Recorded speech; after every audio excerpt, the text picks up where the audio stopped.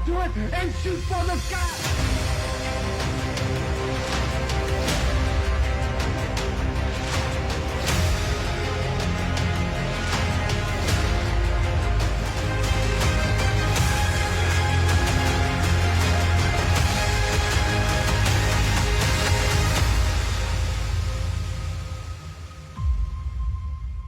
All right, and we're live. Hello and welcome to the Ring Post Daily Podcast. You're listening to myself, Jesse Henrik, Joey Hudson, Eddie Wade, Mr. RPD, the RPD Prophecy Champion himself, won the belt at Royal Rumble, Tyreek Ramsey.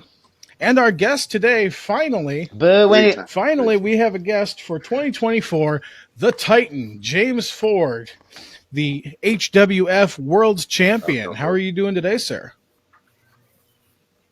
Thanks for having me, guys. All right. I'm doing great. Awesome to have you. Great to be back in 2024. We were just talking about this before we came on live here. We haven't had a guest since CM Punk came back to the WWE. So we've Okay. Oh, that's crazy. We've just been busy with all this our stuff, but happened. now we're getting back to Yeah. basics. We got an awesome talent here today. So first off, Thanks for having me, you. guys. I was actually going to say, if you could just kind of tell us a little bit about yourself and how you got into the business. Okay. Well, I've always been a really huge fan of wrestling, and since honestly, since I was as long as I can remember. And we had a local promotion. I'm based out of Johnstown, Pennsylvania. We had a local promotion, and they were putting on a show by the name of JWA. And me and my buddy, longtime friend, we actually broke into the business together in that company by the name of C4. We decided we wanted to go to that show. And when we were there, I came late. He went early, and I came late. When I came to the ring, I saw two people in the ring that one of them's still wrestling today. The other he's retired, by the name of Israel Sharif Akor, ISP, and Black Lighting, and they tore the house down. It was amazing. It was phenomenal, and I was like, "What do I have to do to sign up?" And I was hooked. And 18 years later, I'm standing here talking to you guys. So. And have you always kind of wrestled in the PA area, or did you kind of import? Yeah, I've stayed local. I've been trying to branch out recently. So in the last few years, I've been branching out and going down to West Virginia, promotion WDWA, wrestling for Elite Pro Alliance down there. It's a lot of cool companies down there. Well, we're super happy to have you, man. Is James here our first world champion? I think he might be. I think he might be. Yeah. Yeah. I think. Wait, wasn't what's his name? I know who you're thinking about. Sully Larkin. Oh yeah. Sully Larkin was champion. Sully Larkin. Okay, so I don't know if TSW counts as a world title, but okay, so top champion. But either way, it's been a very long time. So we're very happy to have a good bit. Ty, you go ahead. Good.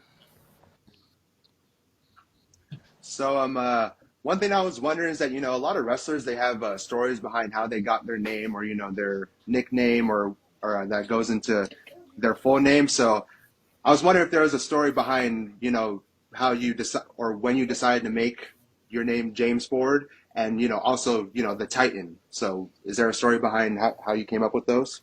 Well, James Ford that's my real name, and Nice. Okay. so I used to go by the Red River Rebel, and I had a really bad injury.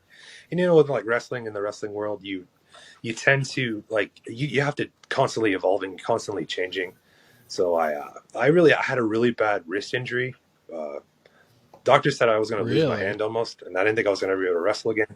That motivated me. No one told me no. So I was going to say, you don't seem like a guy who takes no for an answer. I got into the best shape of my life, and I was like, I need to change. So I changed, and I settled on the Titan. I'm really into mythology, like Greek mythology, and Titans. Pretty big with that. And I'm also really big into anime. There's a show called Attack on Titan. Okay. That's kind of where I kind of got that from. I actually have the founding Titan. I don't know if you guys are familiar. That's on my back. Awesome. So that's kind of pretty. So I that's where was I going to got that ask name. you if it was I more like of that. like a Greek mythology or Norse mythology influence. We've even had people on Combination who of both. they actually are actual pagans who have that sort of influence. I was just curious where that came from with you. So that's awesome. Yeah. Yep. And Yep. it does seem to match your like your presence Yeah. in the ring. Appearance. It seems Oh, to matches absolutely. you. The name, Thanks, man. the Thank Titan. you. I like it. The Titan. Yeah, Yeah, just yeah. Well, like going back on that too. When I picked that name at the same time, I was like, "Oh crap!" Braun Strowman was going by yeah, the same name on Titan. the Indies, and I was like, Alan "Are you Shearer. kidding I me?" got But his pin. I picked it, and then 2 weeks later, he's like, "I'm the Titan." I was like, "Well, that's like looks like I just bit off of him," because everyone like they compare me and him together because like we're big and like beards and stuff. I'm like, he's in a whole Yeah. other league. Like He is just a freak of nature, is Like what it. he Like it is. really. he is. That dude's crazy But strong. Like it really is creative because I can see Vince McMahon being in the office being like, "Call him the Titan." we The Titan, we don't damn it. talk about El Creepo on this podcast anymore. um, but I'm talking about good old days. yeah, I was gonna say, your name really fits because, as I was doing those sort of like introduction, like video snippets for HWA or HWF, I should say. I was watching some of your clips and just kind of going through them and watching you ragdoll Matt Silks with those power bombs. Just, oh man, it gets you. Ooh. Yeah, yeah. Yeah, Those no, are fun. is that kind of like your go-to if you really like want to make a statement?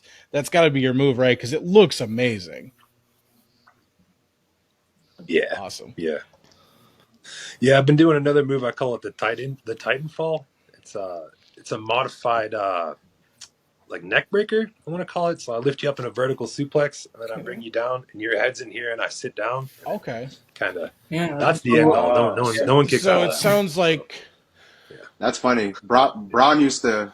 Didn't Braun have a power bomb as a finisher at some point? I think so. at what some you're point. describing almost sounds like a little muscle bit. buster. Kind of, but it's modified. So like I sit down, and you end up in like a seated Gotcha. position across me. So it's like a really Okay. nasty Oh. neck breaker. All right, yeah, no, Ooh. that sounds wicked. Yeah. I see it now. All Yeah. right, Joey. You know it's a good night when it's a good night when your next show night is going to be muscle busting someone. Joey, go ahead. I got to get paid to do this. Heck yes. So it doesn't have to be a certain brand or wrestler or wrestling promotion, but what would you say is your favorite wrestling match and why? That's a good one. That's what we do here. I'd have to say probably I go Taker versus Michaels 2 at WrestleMania 26 because like that. I mean, Yeah. the stakes could not have been any higher Absolutely. in that match. Like you're looking at Streak versus like his career was on the line. Like they had to live up to the match that they did the year before. Like and it was so good. There was so much emotion in that match, and it was two guys just giving it their all. And at the like. I don't want to say they were at the peak of their performance because like No. they weren't at the peak. It's like because he was on his way out. So it's just But they were definitely just so much they emotion were in that still match. up there, and it was Yeah. more presentation. Because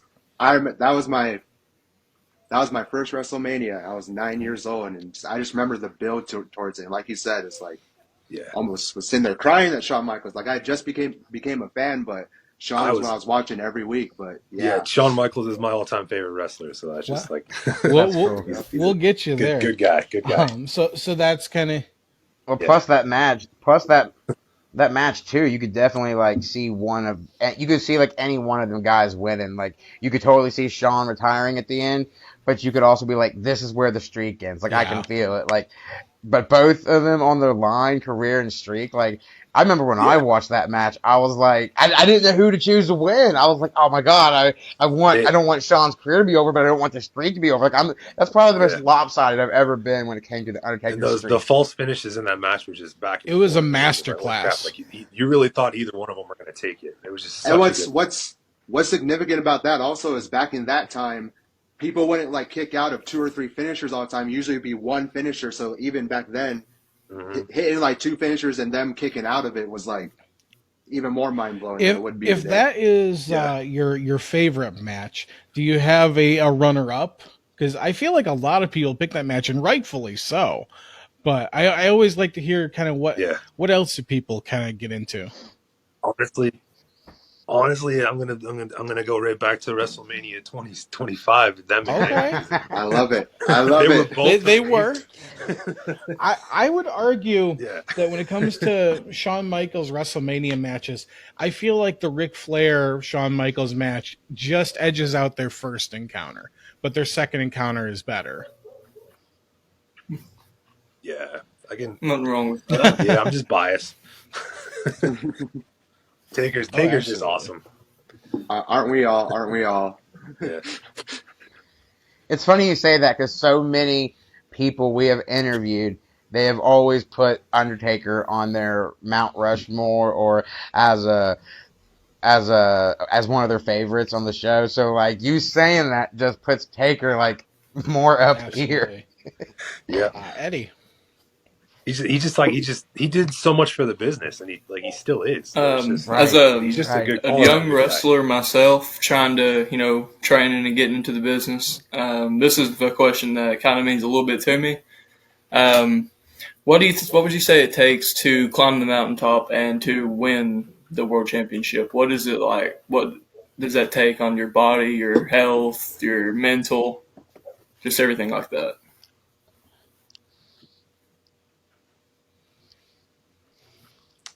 Lots of hard work and dedication.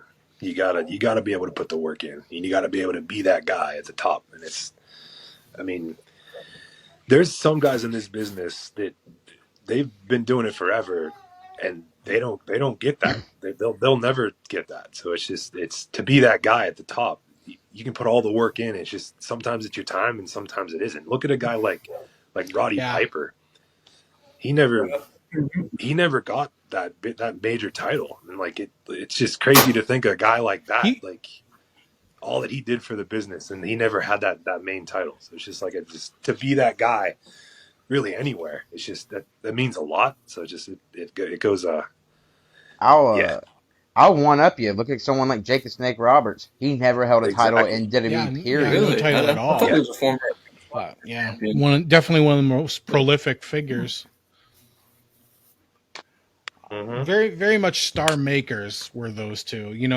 They weren't the guy on the cover of the VHS or whatever, the banners, but they were the guy that the main guy was facing.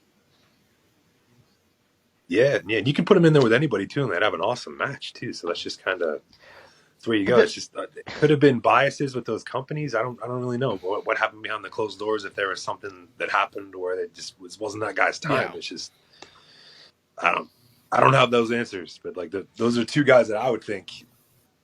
But they should have had those. Isn't it kind of messed up though that Jake the Snake Roberts never held a title in WWE, but Hornswoggle did? Different times, different eras. And it's weird because I would argue that everything Jake did was much more important. And don't get me wrong, I'm a diehard. That's what I was about to say. I'm a diehard Hornswoggle fan, but just they're not comparable. Oh my god! And, I mean, get out of here! He's a native Wisconsinite. How can I not be a Hornswoggle fan? He lives just like 2 hours away from me. He's from Ireland. He's from Ireland. Ireland. Totally. He's from Hornswoggle. He also sleeps in a pot of gold. Yeah, exactly. And I guess he's Stevie will not mention illegitimate child too. So if there was ever a time, if there was ever a time to distance himself from that storyline, kudos to Tyreek for keeping kayfabe alive. Yeah, what are y'all talking about? That's right under the bottom of the ring. Wait. Yeah, he lives under the ring, and he was also the anonymous Raw general manager. Yeah, yeah, All that's right. crazy. So we've Makes me feel like I can do anything. there you go. Making dreams. All right. Well, and to cap this off, Joey, you talk about, well, at least Hornswoggle's been a champion. Well, he's held more championships than you then.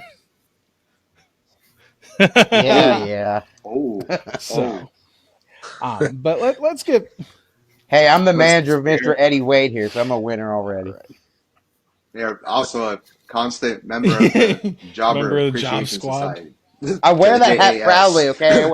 I wear that hat So we've proudly. kind of touched on it already, but we always ask people this, other than yourself, of course, who is on the Titans Mount Rushmore? Who's on James Ford's Mount Rushmore of pro wrestling? And it can be present, past, mixture of both, doesn't matter. Yeah, that's a good one. I mean, you could honestly this could change like daily. Like honestly, there's different. If you're going all time, I gotta go Michaels, Shawn Michaels, uh, Undertaker, Hulk Hogan, and Okay. Stone Cold. That's Wow, yeah, elite that's list. It's quite the list. it's weird. We For don't real. hear a lot of Hulk Yeah. Hogan as much as you'd think we would. Yeah, Usually, I think who takes that spot. just for his contributions to the absolutely. business, man. I think a lot of times people, they give that spot to like Ric Flair, just because they were in the same kind of era. Yeah. Flair was really good too. Yeah, that's why I changed. That's why I changed Yeah, it exactly. daily. Tell me how I'm feeling at that day. That's like Tyreek here. He'll ask us like at least once a month, "Who's your favorite Yeah. in the business right now?" And every month it changes. Like flip flop Yeah. changes every And, month. that may be your all-time Mount Rushmore, but since we have you, I'm interested. Who is your Mount Rushmore of big men? Because obviously, being a monster yourself, who's fills those roles for you? Big guys, all time. Undertaker's a big guy, right? Yeah, Taker. He's Taker huge.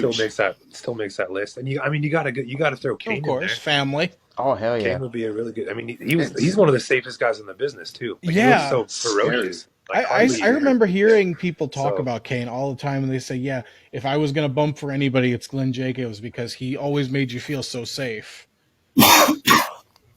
Yeah, you got to give Andre the Giant the nod there too, Definitely. just for yeah. And I'd have to go. Big Probably have to Show, go Big okay. Show. There we go. Yeah. That's a tag Gotta- team dream match right there. Kane and Taker versus Andre and Big Show. Yeah. Well, I guess That'd be when crazy. Big Show debuted, they said Yeah. he was Andre's kid. So In WCW, The son of the giant is, I think, what they originally called him, and then he Yeah, the was son of just the the giant. I'm surprised you asked him that, and you didn't ask him what his Mount Rushmore of beards were, because look at that beard on Okay, that dude. That right. took like a All right, time to throw grow. down. That didn't just happen Let's hear it. The overnight. Mount Rushmore of beards in the business. You only see though.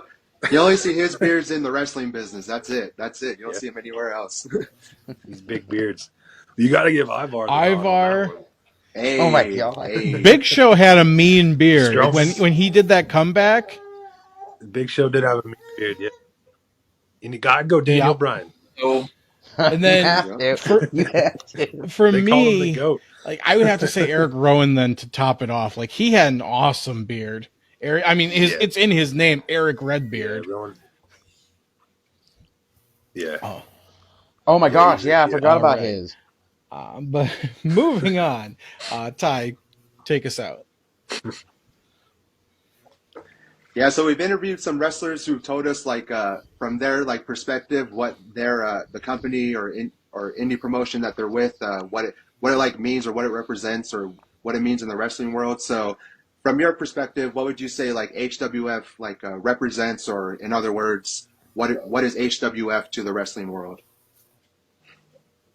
Okay. I think HWF is a place where you go if you're trying to prove yourself. There's a lot of hungry guys there. They're just looking for a chance to be seen. So I've worked a lot of places. Like up and down East Coast here, and there's not a lot of places that get much more louder in that HWF Coliseum. Like they get pretty loud in there, so it's just a lot of hungry guys looking to prove themselves, and that's a pretty good place. That's where, yeah, got a lot of place to fierce test competition there. Yeah. I was gonna say we're talking about hungry guys, and we're not talking about catering. Speaking of hungry, I wanted to point this out. Thank you to Samuel Baumgardner, I believe of Baumgardner Photography, for pointing this out and sending in this tidbit of information for us. Do you know, James, how long you've actually been champion for? Because it's a staggering number. Not offhand, no, not to date. Probably well over 300 days. 386 days you have been HWF Congrats, World man. Champion. That is staggering. Wow, Pat on the back there. for real. And by my calculations, I believe that would make you the longest reigning champion in HWF history. So, what does that mean Yeah. to you? We And it talk ain't going about, anywhere anytime soon. yeah, absolutely. Long may you reign. Put this on the shirt. Forever champion. Yes.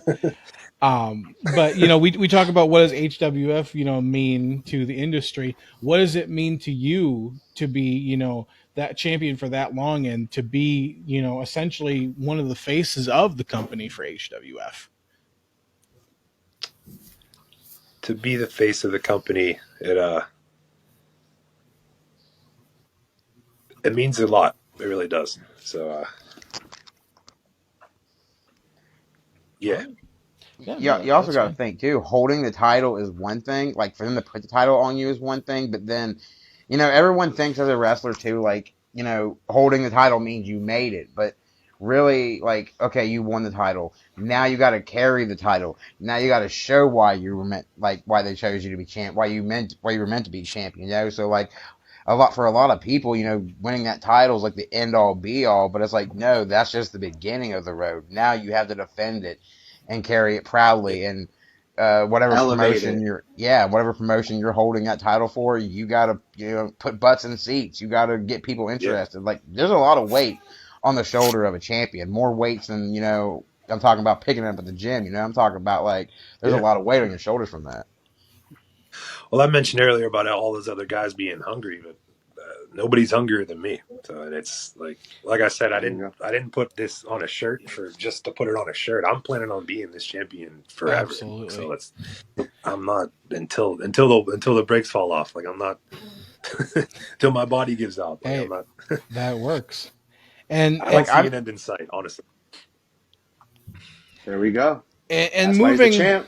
And moving from being hungry to being thirsty, I know Joey's next question is gonna be a little interesting for you. It's unlike any other question we ask on this show, but Joey has to drink his tribal chief bathwater, so I'm gonna give him the floor so he can ask his very important question. Dude, he's not even joking. We have like year-end awards and stuff, and like last year I won Tribal Chief Bathwater Award because I'm so big on it. But no, like this might be the most important question you ever asked in your career. But you sound like you keep up with the current wrestling roster and the shows and stuff, mentioning Ivar and all that. So I have to ask, as a professional wrestler and then as a fan of wrestling, do you acknowledge Roman Reigns as your tribal chief? Do you acknowledge him for everything that he has done? Yeah, I do. Hell yeah! All right, we got a 1. Well, question over. Next one. Yeah. That guy's at the top of his game right now. Like there's nobody top of him. He's just like, you can say what you want about him. Everyone's comparing him to like Brock Lesnar and stuff, like being not there and like. Which is a fair comparison, but it's just, but like they were like, he's like every other month he's there. Like, yeah, it almost diminishes them. Like if you put him on, it does. It's just crazy. You do want a fighting champion. Point. I get that, but like, he's doing everything well. It's just he's making himself rare almost. Yeah. Like I'm just happy someone else understands what I'm saying. It's artificial scarcity, is what it is. They make him an attraction, so when he shows up, he feels special. It's a big deal, yeah. Now, just to explain this question a little bit more, too, It is my goal to ask that question to every guest on this show until the day he loses it or vacates or Well, you whatever. better ask as much as you can because he's Keep your about mouth to shut, lose it. Ty. About to lose. So yeah, like the day he loses that title, I will find a new question to ask. But until then, so it's like until then, I'm asking every guest that question. So like, eventually one day we'll go down the list of guests. We'll be counting how many guests I asked that question to, and the date that I stopped asking it, and you'll be and one who of those said people yes I and who asked. said no? Yes. So you will go down as one of those people that got asked during that tribal chief era. Since it sounds like you are a fan, I have to ask, would you have liked to see the Roman Reigns match go a little differently at Royal Rumble? Would you have preferred there not to be any interference and just have him win clean, or do you think that adds to the story? That adds to it. I mean, that's how he's been winning it for a while. Like I don't remember the last time he did win clean.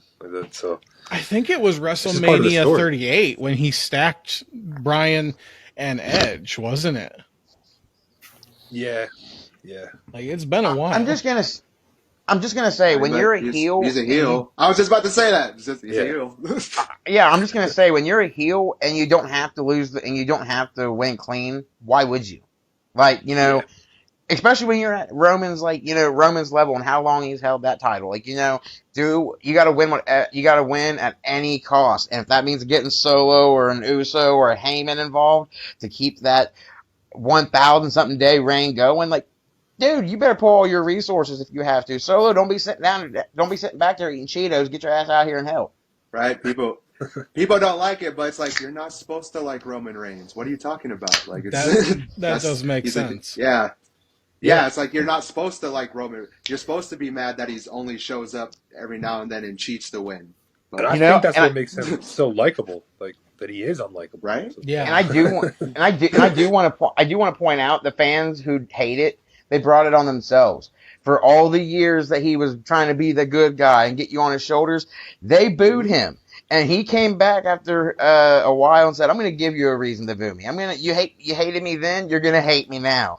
So for all those fans saying this sucks, I hate this, like you should have loved him. You should have embraced the good guy Reigns. Maybe he would have been a good guy today. Right. You wouldn't have this crap that you hate so much, but you wanted to hate him then. Here's a reason to hate him now. But you'll still pay to see him. All those haters, they're still buying tickets to SmackDown and pay-per-views. Like, that's the greatest thing about being a champion. Even if, like, people don't like you, they're going to pay to see you just to see that title be taken off you. Or just the opportunity. So, like, you being a champion, even if someone isn't a big fan of you, they're still going to pay to go to that show and be like, well, I got to see that guy at least attempt to take that title off him. Or I got to be there if it happens. Joey, what would you know about being champion? What would you know about being champion? I've been watching wrestling for 31 years, damn, and I kind of know that, especially Roman's historic reign, I'm the only one in this podcast that actually understands I sit there and talk to my nephew the night of the Rumble. I watched the Rumble with my nephew, and he's like, I hate the Roman thing. And I told my nephew, he was like, you have to understand, buddy. And he's 13. I was like, you have to understand, buddy, this is something you will never see in your lifetime ever again. After Roman loses it, you're not going to see Teach them while they're young. Teach them while they're young. As you can see, Joey's a little passionate. And who knows, about his tribal chief. And he's held the title here. The Titans held the title here for 380 days, you said? More than that? 386. Okay, 386 days. So if and when he loses that title, when will we ever see that exact title held for that same amount of days again? You have to appreciate history while it's happening, because one day you might not understand it. But right now, it's a good time to appreciate that history in wrestling. Yeah. You kind of talked about going through some injuries and stuff like that, and I'd just like to know what kind of advice or wisdom would you give your younger self when you were first coming up into the business that you wish you had known?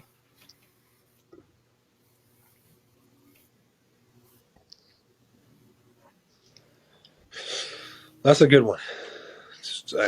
I'd probably say everything you do in this business is going to have a purpose.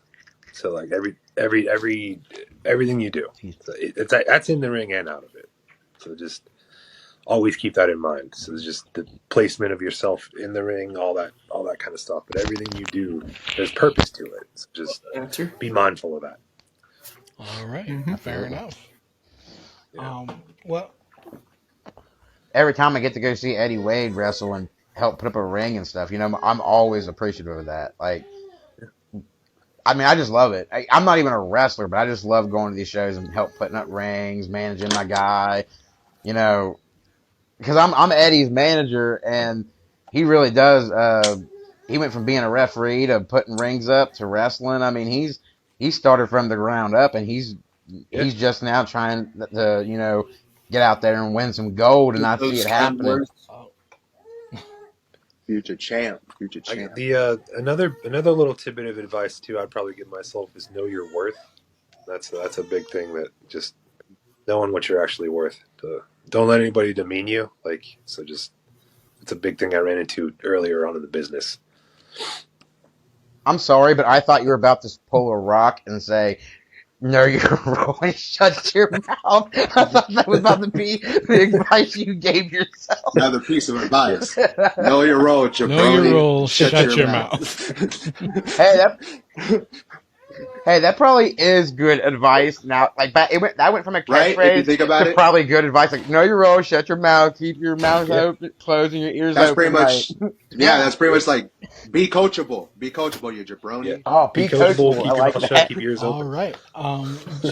That actually went super quick, super clean. So, you know, do you have any closing thoughts for us, or you know, anything to plug for us? We thank you for all your answers. Yeah. I don't really got. I'm on Facebook. I gotta get. I mean, I'm living in the stone age when it comes to social media. So, if anybody want to reach out to me on Facebook, I'll take any question. We'll put that link in the description. You want to catch any of my matches? You can catch them on YouTube. Yeah, send Jesse over there your like Twitter, Facebook, any info you got, and we'll post it like in the comments or something of the episode. All right. Well, thank you very much. And then, do you have your match set for Madness at the Coliseum yet? Is there anything you can tell us about that show?